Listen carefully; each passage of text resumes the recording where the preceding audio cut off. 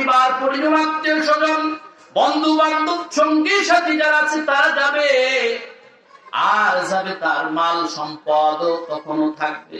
মাল সম্পদ মৃত্যুবরণ করার পরও তার থাকে। তারপরে হলো যে আমল সে করে গেছে দুনিয়ার মধ্যে, এই 3 নাম্বার জিনিসটা আপনার কবর পর্যন্ত যাবে। যখন আপনার মাটি দেয়া হয়ে যাবে তখন আত্মীয় স্বজন ফেরত চলে আসবেন, আহালা ফেরত চলে আসবেন, আপনার বন্ধু বান্ধব যত অন্তরঙ্গ হোক না কেন সেটাও ফেরত আসবে।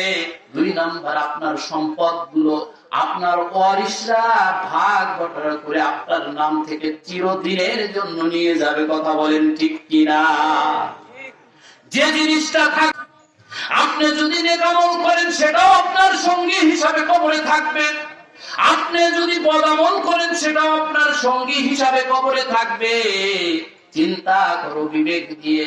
নিজের কল্যাণ যদি নিজে চাও, নিজের ভবিষ্যৎ যদি সুন্দর করতে চাও, কবরটাকে নূরে নূরান্বিত করতে চাও, ওই অন্ধকার কবর 26 ঘর, ওই যে একটা অন্ধকার পরিবেশের মধ্যে তোমাকে একা যখন আত্মীয় স্বজনরা রেখে আসবে, ওই দিন তোমার অবস্থা কি হবে একটাবার চিন্তা যদি করো, তাহলে আমাদেরকে নেক আমল করা ছাড়া দ্বিতীয় কোনো পন্থা থাকবে না। রাসূলের ভাষায় আপনার 2টি হাদিস আমি আপনাদের সম্মুখে পেশ করেছি।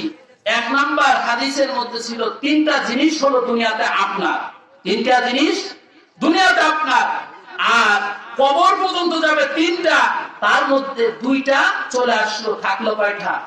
1টা। আসুন কবরের মধ্যে আপনি আমি যে কবরের মধ্যে যাব, এই কবরটা কি অবস্থা হবে? আমি যদি ইমানদার হয়ে থাকি, আমি যদি মুমিন মুসলমান হয়ে থাকি, ওই কবর সম্পর্কে ধারণাটাও রাসূলের ভাষায় নেওয়া দরকার।